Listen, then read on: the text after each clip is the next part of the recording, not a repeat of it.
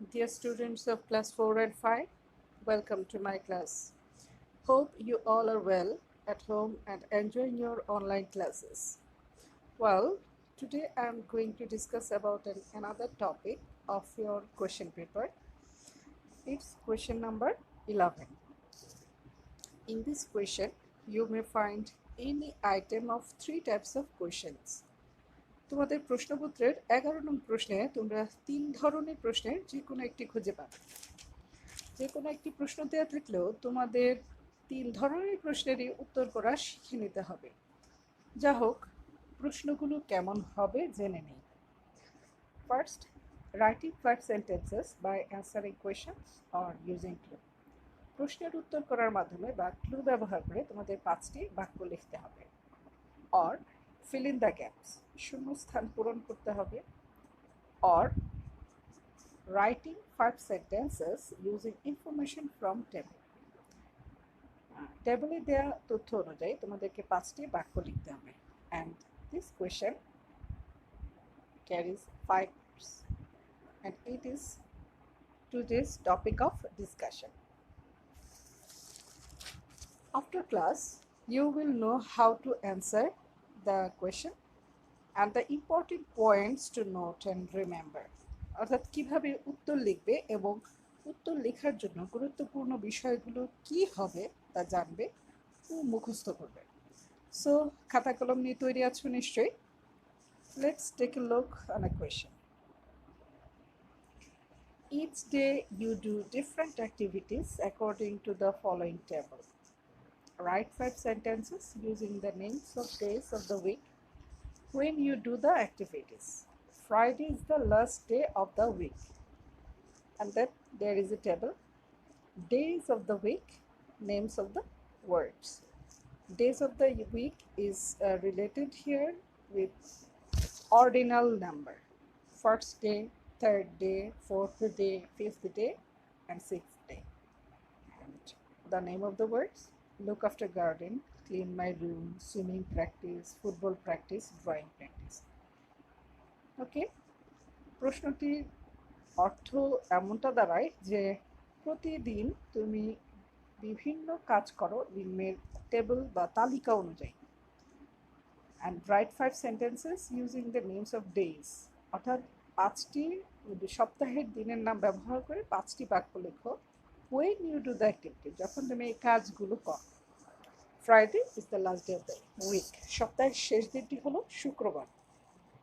আর তালিকা অনুযায়ী দেখো, first day look after garden, প্রথম দিন কি বাগান পরিচর্যা করা, অর্থাৎ তোমার যে তালিকাটা আছে সে অনুযায়ী প্রথম দিন তোমার কাজ হচ্ছে বাগান পরিচর্যা করা। তাহলে তুমি এর উত্তরে কি লিখবে? যদি বাক্য আকারে এখান থেকে লিখো তাহলে লিখতে হবে যে প্রথম দিন, ফার্স্ট ডেটা কি পড়ে, ফ্রাইডে যদি লাস্ট হয়, ফার্স্ট ডে কি হবে? Saturday. Saturday I look after my garden, শনিবার আমি কি করি? আমার বাগান পরিচর্যা করি। থার্ড ডে কি হবে? স্যাটারডে পরে আসে সানডে, সানডে হবে না কারণ এখানে নেই, হবে থার্ড ডে হলো Monday. So Monday you clean your room, that means তুমি যদি বলো তাহলে কি হবে লেখাটা? Monday I clean my room. মানডের পরে কি আসে? Tuesday I go for swimming practice, মানে তুমি কি করতে যাও? সুইমিং প্র্যাকটিস করতে যাও বা সাঁতার প্র্যাকটিস চর্চা করতে যাও। ফিফথ ডে ওয়েডনেসডেতে তুমি কি যাও? ফুটবল প্র্যাকটিস করতে যাও। তাহলে কি Wednesday I go for football practice.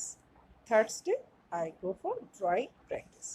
Okay, কিন্তু বাক্য যখন লিখতে যাই তখন নাউনের পূর্বে নাউনকে কানেক্ট করার জন্য একটা প্রিপোজিশন ইউজ করতে হয়। তাই এই দিনের নামের পূর্বে একটা প্রিপোজিশন আমরা ইউজ করব।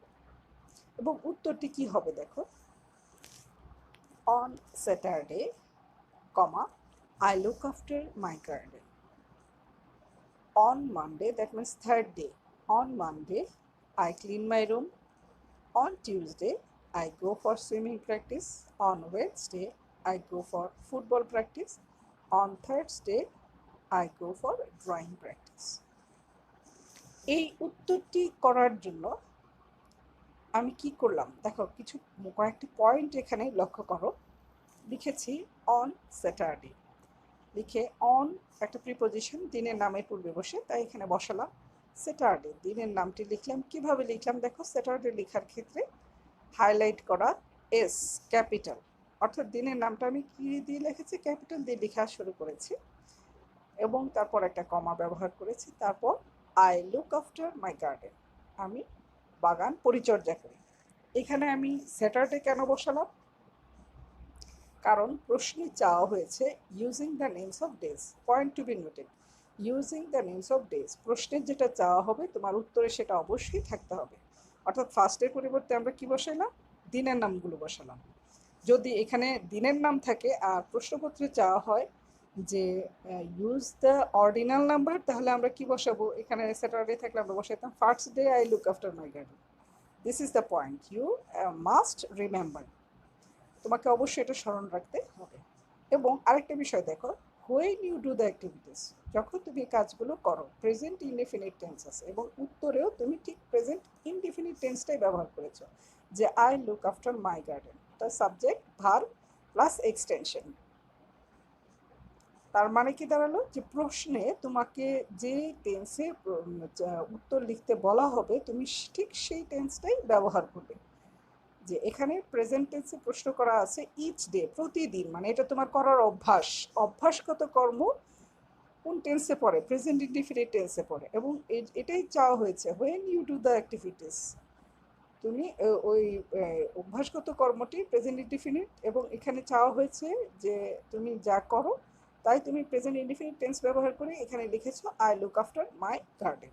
সো কী করতে হবে, প্রশ্নের মানে কোন টেন্সে চাওয়া হয়েছে সেটা উত্তরে তোমাকে প্রকাশ করে দিতে হবে। আচ্ছা, আরও কিছু বিষয় এই ধরনের বা শিডিউল বা টেবল টাইপ কোয়েশনে শিখা থাকতে হয় বা জানা থাকতে হয়। কেন, কারণ this type of question is based on information, তথ্যর সাথে এগুলো তথ্যের উপর নির্ভর করে প্রশ্নগুলো থাকে। এখন প্রশ্নগুলো কী ধরনের তথ্যের সঙ্গে সম্পর্কযুক্ত থাকে বা রিলেটেড থাকে, দেখো, related to days, months, time, cardinal number and ordinal number. কিসের সাথে রিলেটেড থাকে, দিন, মাস, সময়, ক্রমবাচক সংখ্যা, তারপরে সংখ্যাবাচক, এইগুলোর উপর নির্ভর করা থাকে। তাই কি করতে হবে, notice the table below student, the name of days, দিনের নামগুলো আরও একবার নোটিস করো, Saturday, Sunday, Monday, Tuesday, Wednesday, Thursday, Friday.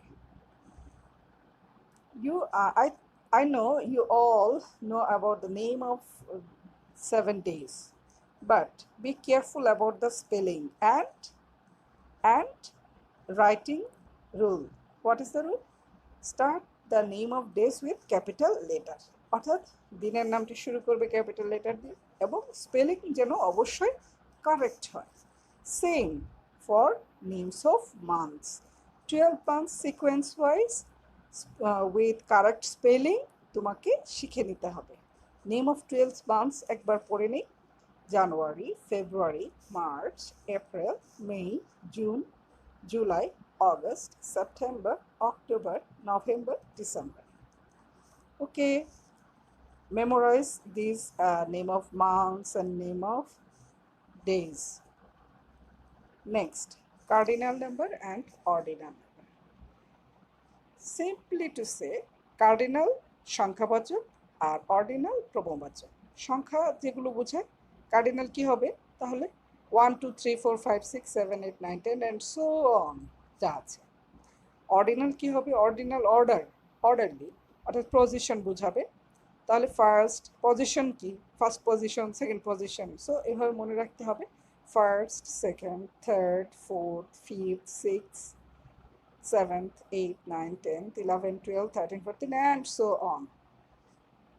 With correct spelling you must memorize this ordinal and cardinal numbers. Now, use of preposition. এই প্রশ্নটির উত্তর করার ক্ষেত্রে কিছু প্রিপোজিশনের ব্যবহার জানা খুবই গুরুত্বপূর্ণ। Without correct use of preposition you can't write a correct sentence. So Must memorize these prepositions. First, before the name of days, use on. সপ্তাহের দিনের নামের পূর্বে কি বসাবে? on বসাবে. Before name of months, use in. মাসের নামের পূর্বে কি বসাবে? in বসাবে. Before time, use at. সময়ের পূর্বে কি বসাবে? at বসাবে. At 7 a.m., at 9 a.m., at 6:30 p.m., etc. For different types of days, দিনের নামের পূর্বে আমরা কি বসাবো? দিনের নামের পূর্বে আমরা বসাবো অন, কিন্তু দিনের বিভিন্ন অংশের পূর্বে আমরা কি কি বসাবো তা একটু শিখে নিব। যেমন in the morning, in the afternoon, in the evening, তাছাড়া at dawn, at noon, at twilight, at night. At dawn means ভোরে, অ্যাট নুন দুপুরবেলা, অ্যাট টুইলাইট গধূলি লগ্নে, অ্যাট নাইট রাতে। এভাবে এই চারটি অবশ্যই তোমরা লিখে নেবে এবং মুখস্থ করে নেবে। যা বলেছিলাম মনে আছে কিনা আবারও একটু দেখে নিই যে কি কি পয়েন্টের দিকে আমরা নজর রাখবো বা লক্ষ্য রাখবো। যে প্রশ্নে কি চাওয়া হয়েছে, অর্থাৎ তোমাকে কি ইউজ করে লিখতে হবে, টেবিলের কোন বিষয়টা লক্ষ্য রেখে তুমি কি ব্যবহার করবে এবং কোন টেন্সে উত্তর লিখবে। প্রশ্নে আছে using the names of days. So তুমি যে লিস্টের ডেজ অফ দ্য উইকের জায়গায় দিনের নাম ব্যবহার করবে। এবং when you do the activities, এখন তুমি যখন এই কাজগুলো করবে এই টেন্সটা অনুযায়ী প্রেজেন্ট ইনডিফিনিট টেন্সে সপ্তাহের নাম ব্যবহার করে উত্তর লিখবে। এখন এই সপ্তাহের নামের ব্যবহারের পরিবর্তে যদি অন্য কিছু দেয় তাহলে আমরা কি করব? তাই আমরা আরও একটি কোয়েশ্চেন দেখে নিই। এই কোয়েশ্চেনে দেখো কি দেওয়া আছে। Here is a schedule of special classes that you have to attend for exam. পরীক্ষার সামনে, তাই তোমাকে একটা স্পেশাল ক্লাস, বিশেষ ক্লাস তুমি জয়েন করতে যাচ্ছ, যেখানে তুমি রুটিন অনুযায়ী ক্লাসগুলো করবে। Now write 5 sentences using the days sequence in ordinal number. আমরা ইতোমধ্যে শিখে নিয়েছি হোয়াট ইজ অর্ডিনাল নাম্বার, অর্থাৎ ক্রমবাচক সংখ্যা, first, second, third, fourth, fifth এগুলো লিখব, ইউজ করব। আচ্ছা, when you will attend these classes, দেখো কি বলেছে, যখন তুমি অ্যাটেন্ড করবে, অর্থাৎ তুমি যখন এগুলো উপস্থিত থেকে ক্লাসগুলো করবে সেটা বলেছে। অর্থাৎ তোমাকে লিখতে হবে আই উইল বা I shall attend this classes. This বলতে এখানে কি কি দেখো চার্টে দেওয়া আছে, নেম অফ দ্য ক্লাসেস, ওইখান থেকে এগুলো হবে। যেমন ক্লাসেসগুলো কি, ফার্স্ট সানডেতে হবে ম্যাথ অ্যান্ড ইংলিশ, মানডেতে বাংলা, ম্যাথ, গণিত, তারপরে টিউসডেতে ইংলিশ অ্যান্ড রিলিজিয়ান, ওয়েডনেসডেতে বিজিএস অ্যান্ড সায়েন্স, থার্সডেতে সায়েন্স অ্যান্ড ম্যাথ। আচ্ছা, তাহলে এখানে কি চাওয়া হয়েছে প্রশ্নে, যে using the days sequence in ordinal number, অর্থাৎ সপ্তাহের দিনের অর্ডিনাল নাম্বার অনুযায়ী নাম্বারগুলো আমরা বসাবো দিনের নাম অনুযায়ী, আর কখন তুমি এই ক্লাসগুলো অ্যাটেন্ড করবে তা লিখবে। তাহলে সানডে ফার্স্ট ডে যদি স্যাটারডে হয় তাহলে সানডে কি হবে? সেকেন্ড ডে, অবশ্যই সেকেন্ড ডে। তাহলে কি হবে? On the second day. এখানে প্রশ্ন দেওয়া হচ্ছে ইউ উইল অ্যাটেন্ড, তাহলে কি লিখবে? আই শ্যাল অ্যাটেন্ড বা I will attend math and English classes. ঠিক একই রকমভাবে একে একে পরবর্তী 4টি বাক্য লিখতে পারলেই তোমার 5টা বাক্য হয়ে যাবে। ওকে, চলো আমরা উত্তরটি একটু দেখে নিই। হ্যাঁ, ঠিক একইভাবে তোমাদের সবারই উত্তরটা মিলে যাওয়ার কথা। দেখো হয়েছে কিনা।